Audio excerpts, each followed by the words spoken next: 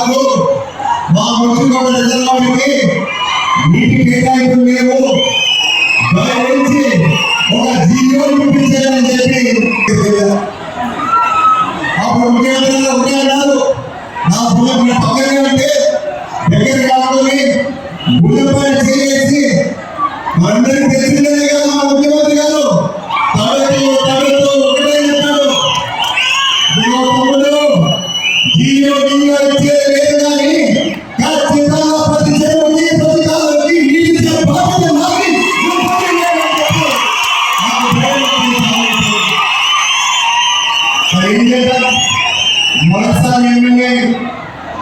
మొదటిసారి ఎమ్మెల్యే ఏది వస్తుంది, ఒక కాగితం చేతిలో ఉంటే అధికారులతో మాట్లాడేదానికి ఏదైనా ఉంటుందా?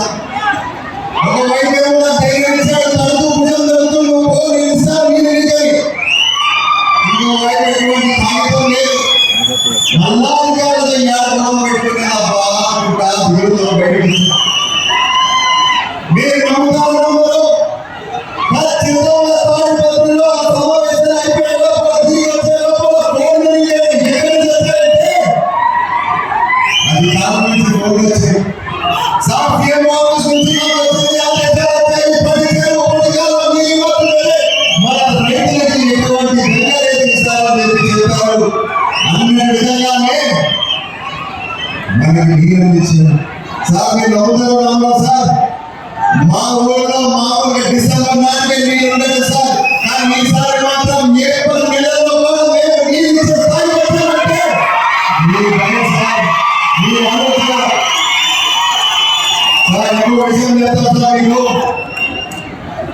ఆనాటి భగీరథుడు గంగమ్మని మన నేలపై తెచ్చాడో లేదో తెలియదు కానీ సార్ మీరు మాత్రం మీ నాటి భగీరథుడై మాకు నీళ్ళు మా భగవంతుని ఇచ్చారు సార్.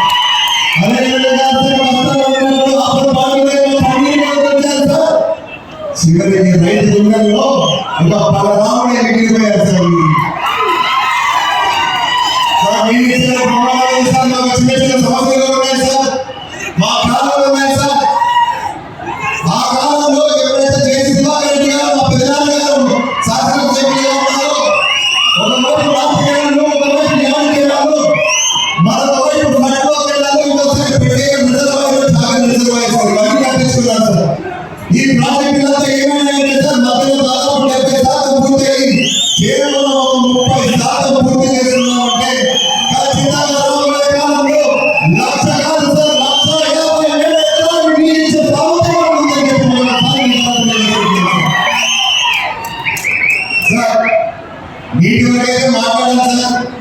మా యాడి ప్రజలకి ఎన్నో నుంచి ఒక కోరిక ఉంది సార్.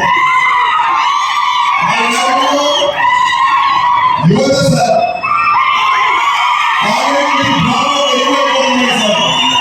కేవలం ఒకే కారణం, మాకు దగ్గరలో ఎటువంటి జూనియర్ కాలేజీ లేదు సార్.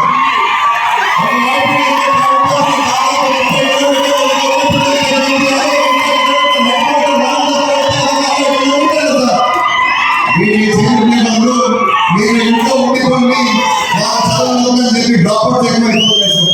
సో పై నుంచి నేను కోరేది ఏంటంటే సార్, ఒకవైపు భూమిని నమ్ముకున్నాం సార్, మాకు ఈ తప్ప మాకు వేరే రాదు సార్ చేసుకోవడానికి.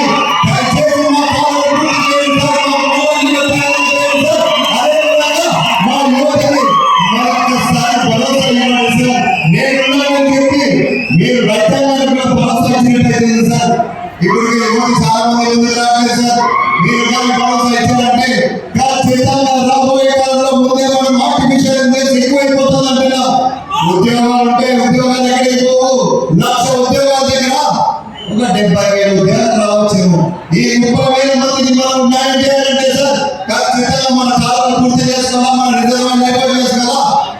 సో మరొకసారి ఈ సభాముఖంగా మిమ్మల్ని కోరేది ఏంటంటే సార్, మాకు నీళ్ళు ఇప్పించండి, మా రైతులు బాగుంటుందని చెప్పి కోరుకుంటూ సెలవు తీసుకుంటాను.